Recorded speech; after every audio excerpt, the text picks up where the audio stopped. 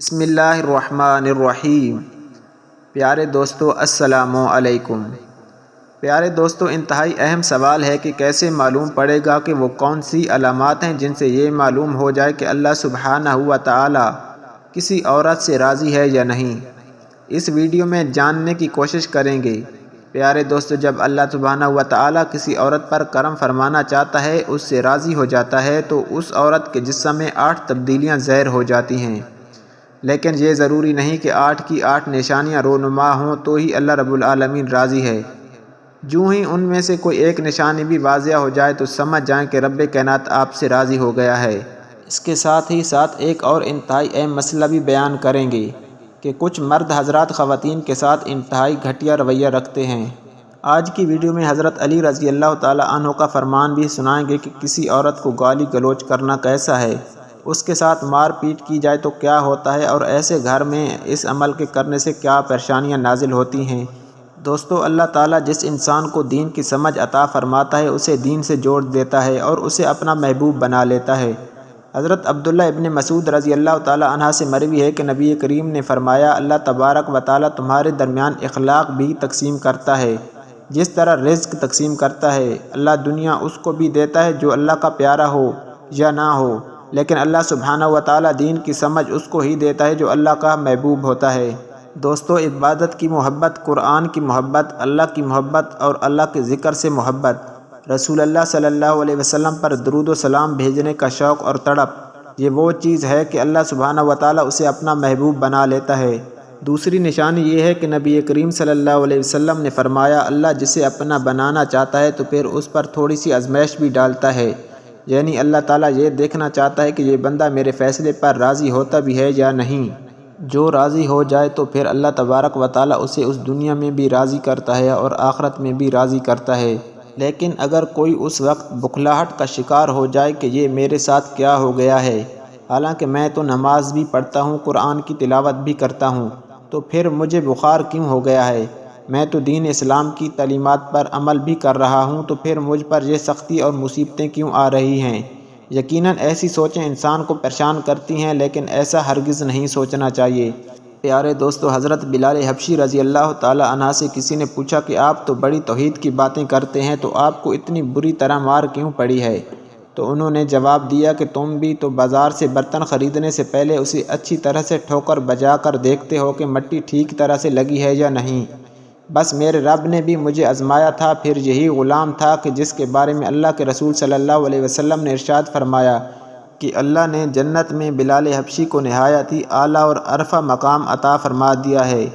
نبی کریم صلی اللہ علیہ وسلم نے فرمایا کہ شب معراج پر جنت میں مجھے اپنے سے آگے آگے قدموں کی آہٹ سنائی دی، تو میں نے حضرت جبرائیل علیہ السلام سے پوچھا، یہ کون ہے؟ تو حضرت جبرائیل علیہ السلام نے جواب دیا کہ بلال حبشی ہیں۔ نبی کریم صلی اللہ علیہ وسلم جب واپس آ گئے تو بلال حبشی رضی اللہ تعالیٰ عنہ سے پوچھا کہ تم ایسا کون سا عمل کرتے ہو کہ جس کے سبب تم جنت میں اس مقام پر ہو؟ تو حضرت بلال نے عرض کی، یا رسول اللہ، آپ ہی نے تو فرمایا تھا کہ ہر وقت باوضو رہنا چاہیے، تو جب بھی میرا وضو ٹوٹتا ہے تو میں فوراً نیا وضو کر لیتا ہوں، اور جب وضو کرتا ہوں تو ساتھ ہی 2 رکعت نوافل بھی ادا کر لیتا ہوں۔ چلتے زمین پر ہیں اور قدموں کی آہٹ جنت میں سنائی دیتی ہے۔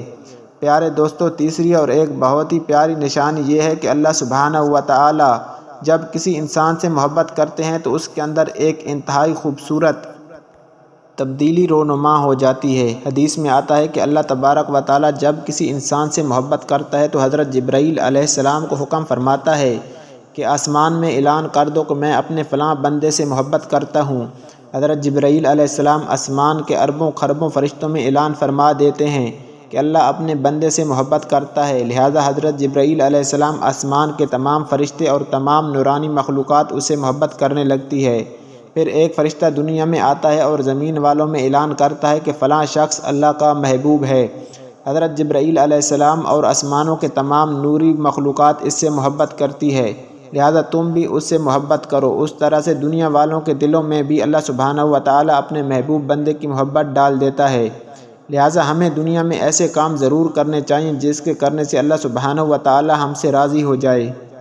پیارے دوستو، آئیے آپ جانتے ہیں کہ ایک عورت کی سب سے بڑی ذمہ داری کیا ہے۔ ایک بندہ حضرت علی رضی اللہ تعالی عنہ کی خدمت میں حاضر ہوا اور دست ادب جوڑ کر عرض کرنے لگا، یا علی، میری بیوی میرے گھر کا کام صحیح طریقے سے نہیں کرتی، نہ تو میرے کپڑوں کو صحیح دیکھ بھال کرتی ہے اور نہ ہی گھر کی صفائی ستھرائی میں کوئی کردار ادا کرتی ہے، تو کیا اسے میرا ڈانٹنا پیٹنا صحیح ہے؟ جیسے اس نے یہ کہا تو حضرت علی رضی اللہ تعالی عنہ نے فرمایا کہ اے شخص، تمہیں کس نے یہ کہا کہ تمہاری بیوی پر تمہارے گھر کا کام کاج کرنا واجب ہے؟ یاد رکھنا، اسلام نے عورت کی عزت کو جتنا بلند کیا ہے اتنا کسی مذہب نے نہیں کیا۔ میں نے اللہ کے رسول سے سنا ہے کہ عورت کی سب سے بڑی ذمہ داری ہے کہ اپنی اولاد کی اچھی پرورش کرے اور اس کا خیال رکھے، لیکن اگر اپنی اولاد کی پرورش کرنے کی اجرت شوہر سے مانگنا چاہے تو مانگ سکتی ہے۔ تم گھر کے کاموں کی بات کرتے ہو، اگر وہ خوشی سے اپنے گھر کا کام کاج کرتی ہے، اس کی یہ عظمت ہے، تم اس کا شکریہ ادا کرو اور اس کا احترام کیا کرو۔ پیارے دوستو، حضرت علی رضی اللہ تعالی عنہ نے فرمایا کہ میں نے اللہ کے رسول سے سنا ہے کہ جس وقت عورت اپنے گھر کا کام کاج کرتی ہے، اس وقت اللہ سبحانہ و تعالی فرشتوں کو زمین پر بھیجتے ہیں اور کہتے ہیں کہ جب تک یہ عورت اپنے گھر کا کام کاج کرتی رہے، اس کے لیے عبادت لکھتے رہو، اور وہ وقت جو عورت اپنے گھر کے کام میں لگاتی ہے اس کی عبادت میں شامل ہو جاتا ہے۔ پیارے دوستو، گھر میں عورت کے رونے کے حوالے سے اور عورت پر ظلم کرنے کے حوالے سے حضرت علی رضی اللہ تعالی عنہ نے کیا فرمایا تھا، آئیے وہ بھی جانتے ہیں۔ حضرت علی رضی اللہ تعالی عنہ ایک بار ایک راستے سے گزر رہے تھے۔ آپ نے دیکھا کہ ایک بدبخت شخص اپنی بیوی پر ظلم کر رہا ہے۔ آپ اس کے قریب گئے اور فرمایا کہ اے شخص، اللہ سے ڈرو، تمہاری مفلسی، غربت اور تنگ دستی کا سبب یہ ہے کہ تمہاری عورت تمہارے ظلم کی وجہ سے گھر میں روتی ہے۔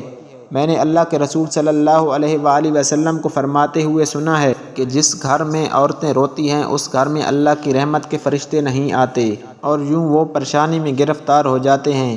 اے شخص، یاد رکھنا، اللہ تبارک و تعالیٰ نے مرد کی تقدیر میں اولاد اور عورت کی تقدیر میں مال اور رزق لکھ دیا ہے۔ اگر تم چاہتے ہو کہ تمہارے رزق میں فراوانی اور عزت اور دولت اور شہرت ہو تو اپنے گھر کی عورتوں کا خیال رکھو۔ پیارے دوستو، اس لیے جتنا ممکن ہو سکے اپنی بیوی کے ساتھ اچھا سلوک کرو اور اسے خوش رکھنے کی کوشش کرو۔ اللہ تبارک و تعالیٰ سے دعا ہے کہ ہم سب کو نیکی کی بات سننے اور سمجھنے کی توفیق عطا فرمائے۔ آمین۔